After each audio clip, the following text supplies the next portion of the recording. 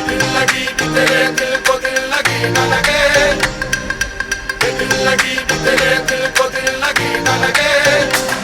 वफाओं की हमसे सबक तो नहीं है, वफाओं की हमसे सबक तो नहीं है।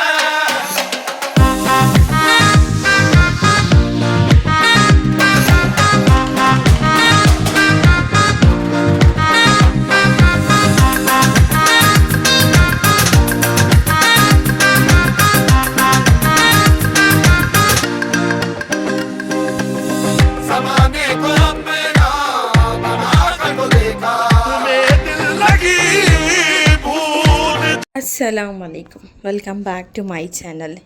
ईद उल अज़हा के व्लॉग में आपका बहुत बहुत वेलकम है।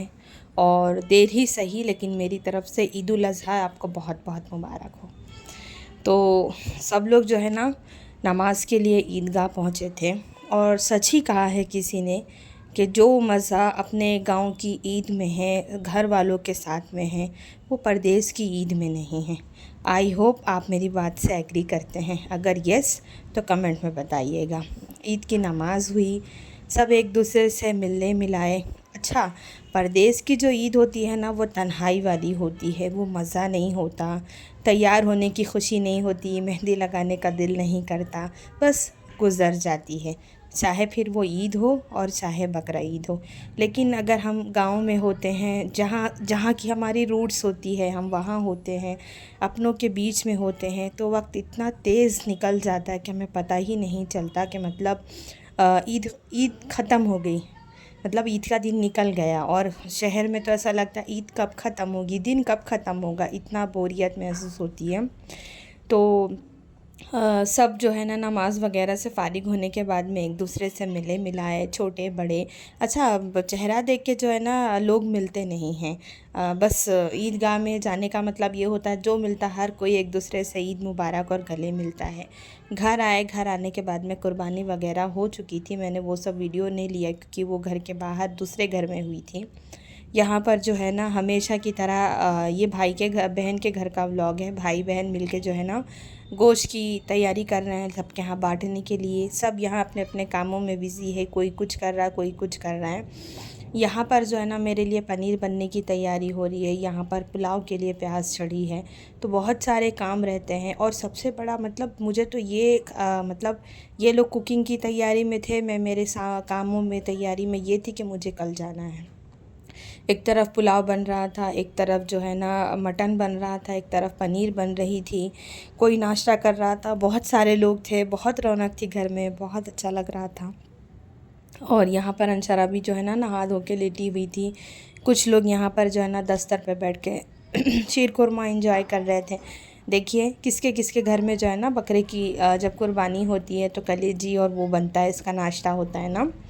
तो ये सब काम करे तक जो है ना मैंने तो कुछ नहीं किया, मैं तो मैंने थोड़ा बहुत व्लॉग ली। मैं मेरी पैकिंग और चीज़ें समेट रही थी क्योंकि मेरे जाने के बाद में फिर मेरे पीछे से आप अकेले बचेगी ना घर में, तो उसको फिर मालूम नहीं होगा कि क्या लेकर क्या भेजना है और क्या छोड़ना है। तो इसलिए मैं सब चीज़ें एक जगह करके आऊँगी। मेरा थोड़ा सामान एक्स्ट्रा था तो मैं वो सारी चीज़ें एक जगह रख दूँगी, तो जैसे जैसे कोई आता जाता है तो वो मुझे पहुँचा देगी। यहाँ पर तकरीबन 2 सवा 2 का टाइम हो गया था। तो मटन और कलेजी और पुलाव घर में बना था, और शीर खुरमा, दम आलू, इस तरह की चीज़ें थी।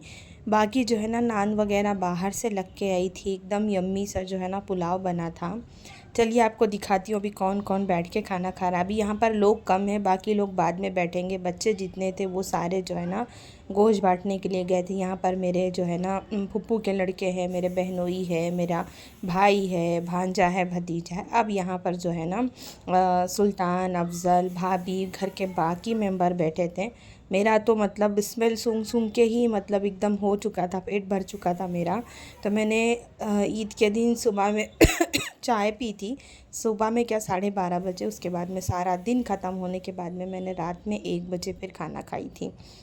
तो व्लॉग में अगर आप यहाँ तक आ गए हैं तो आगे बने रहिए। तो चलिए मिलती हूँ आगे आपसे मैं। देखो देखो ये 1 2 3 दादू का बेटा इतना बड़ा दादू का बेटा इतना बड़ा, कितना बड़ा इब्राहिम, इतना बड़ा। इधर देखो।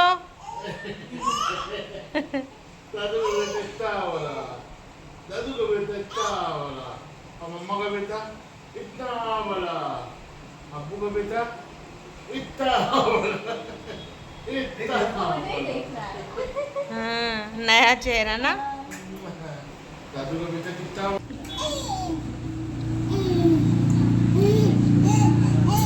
इधर देखो इधर।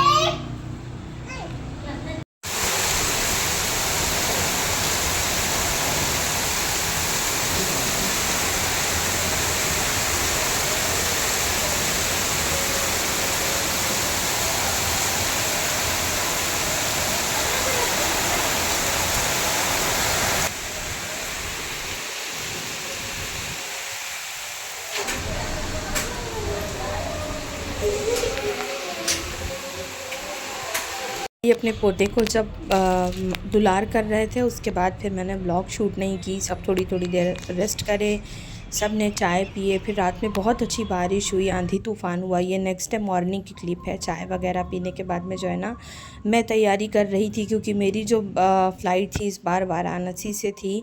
और यहाँ पर मेरा भतीजा मस्ती करते हुए, मतलब जो है ना, बच्चों को और क्या चाहिए, खुली जगह चाहिए। और मेरी मतलब जो भावज छोटी वाली, वो अनशरा का बाल बना रही थी, तैयारी कर रहे थे। और रात में मतलब बारिश होने की वजह से, आंधी तूफ़ान के वजह से जो है ना, लाइट भी चली गई थी। लेकिन हाँ, मौसम बहुत ठंडा था, बहुत बारिश हुई।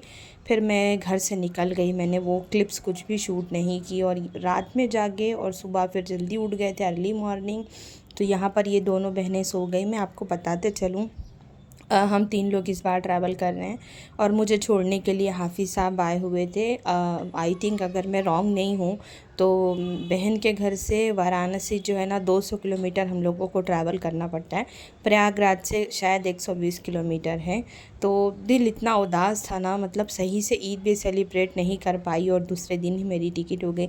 एक्चुअली मैं ये डाउट में थी ना कि 27 को बकरा ईद है और 28 तक मैं बासी ईद करके मैं 29 को निकल जाऊंगी। लेकिन मुझे क्या मालूम था कि 28 को ही है। खैर कोई नहीं, जो होता अच्छे के लिए होता है।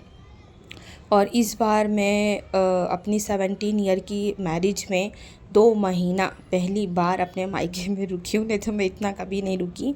और एक बार और लॉकडाउन में रुकी थी, 1 महीना 14 दिन, तो वो भी बहुत लंबा वक्त था। और यहाँ पर जो है ना, ये भी लोग हिंदू मुसलमान करते हैं, लेकिन पता नहीं कौन करता है और क्यों करते हैं। ये जो लड़का है, अंकित नाम है इसका, और हम लोगों के यहाँ ये नॉन मुस्लिम है और हम मुस्लिम है, लेकिन बिल्कुल भेदभाव नहीं, बिल्कुल मालूम नहीं होता। तो मतलब इतना अच्छा लगता है ना, पता नहीं लोग क्यों करते हैं। और अब जा रही थी, आई तो बहुत खुशी थी, अब जा रही तो मन बहुत उदास था। फिर वही मेरी तन्हाई वाली ज़िंदगी, वही मेरा अकेलापन। और बच्चे स्कूल को निकल जाते हैं, हस्बैंड काम को निकल जाते हैं, लेकिन अब अपना घर है तो जाना तो है ही है। जाने के बाद 1-2 दिन तक बहुत बुरा लगता है, फिर धीरे धीरे यूज़ टू हो जाता है। बिकॉज़ मैं ज़्यादा अकेले रहना पसंद करती हूँ ना, तो फिर मुझे बराबर हो जाता है।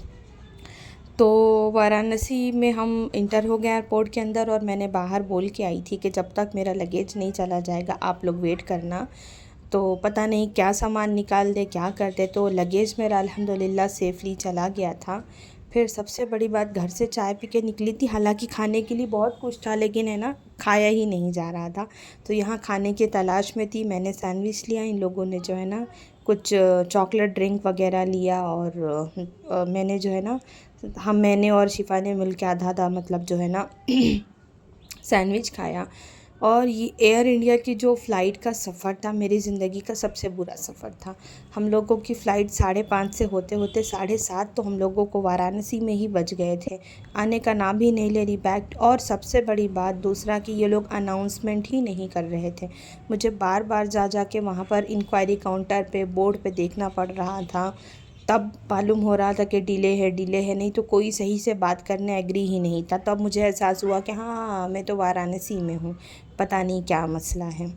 खैर, बहुत सारा दिन हम लोग का ख़त्म हो गया था। हम लोग सुबह से घर से निकले थे हम लोग 12:40 पे, और रात में 12:05 पे मैं बेंगलोर अपने घर पे टच हुई हूँ। तो मैंने 12 घंटे की जर्नी जो है ना की है, करारी से, मतलब मायके से बनारस, बनारस से फिर बेंगलोर, बेंगलोर में फिर एयरपोर्ट से अपने घर। तो खैर कोई बात नहीं, चलिए चलते हैं अंदर और देखेंगे, हुआ तो व्लॉग शूट करेंगे, नहीं तो कोई बात नहीं। और एयर इंडिया का जो है ना मुझे बहुत ज़्यादा डिले भी हो रही थी, और जब यहाँ से गई तो हवा में पहले मतलब ये हुआ कि लैंड हो रही है, फिर आधा घंटा वहाँ भी उन लोगों ने हमको टहलाया, देन उसके बाद में जब लैंड हो गई तो आधा घंटा जो है ना रनवे पे बिठा के रखा था, फिर लगेज भी बहुत देर में आया। तो सारी चीज़ें जो था ना ओवरऑल अगर आप मिलाते हैं तो ये वर्स्ट एक्सपीरियंस था। और हम लोगों की सीटें भी बहुत काफ़ी दूरी दूरी पे थी। मेरी जो है ना लास्ट की थी 27 की, और इन लोगों की जो है ना 23 थी, दोनों बहनों की। तो ये लोग पहले उतर गए थे, मैं बाद में आई, और इन लोगों की व्लॉगिंग कंटिन्यू थी, मेरी नहीं थी। तो मैंने बोला कि भाई ये बस जा रही है, इसमें भले बैठने जगह नहीं, लेकिन चलते हैं, बिकॉज़ फिर हम दूसरी बस का वेट करेंगे और फिर उसके बाद में जो है ना लगेज के लिए हम लोगों को लेट हो जाएगा। इस बार जो है ना फ़र्स्ट टाइम मेरी फ़्लाइट जो है ना टर्मिनल 2 पर आई है। मैं इतने सालों से ट्रैवल कर रही हूँ और हमेशा में जो है ना टर्मिनल 1 पे आती है, इस बार टर्मिनल 2 पर आई थी। तो ये फ़र्स्ट टाइम मैंने टर्मिनल 2 विज़िट किया। मतलब जैसे मैंने वीडियोज़ में देखा था, इतना हाइप किया गया था उसको, लेकिन इससे अच्छा तो हमारा टर्मिनल 1 है। कुछ यहाँ पर ज़्यादा मुझे ख़ास दिखा ही नहीं, अच्छा ही था अपने हिसाब से। और फिर लगेज के लिए काफ़ी वेट करने के बाद में हमारा लगेज आया, लेकिन अल्हम्दुलिल्लाह ओवरऑल जो है ना सफ़र अच्छा गुज़र ही गया। देर से आए लेकिन दुरुस्त आए, और क्या चाहिए अल्हम्दुलिल्लाह। तो यहाँ पर जो है ना डिस्प्ले में शो हो रहा था, और भूख इतनी ज़्यादा लग रही थी कि मेरी जो आंतें हैं ना वो कुल वल्लाह पड़ रही थी। और जो ये भैया लेने आते हैं, मैंने इनको बोला क्या भी हो जाए मुझे खाने बिना घर जाना ही नहीं है। हस्बैंड जो है हॉट डॉग लेकर आए थे, वो खाने के वो खाए तो उतना ही इनफ हो गया। मैं यहाँ से ये व्लॉग करती हूँ ख़त्म, इंशाल्लाह इसके आगे घर जाके मिलूँगी। अल्लाह हाफिज़।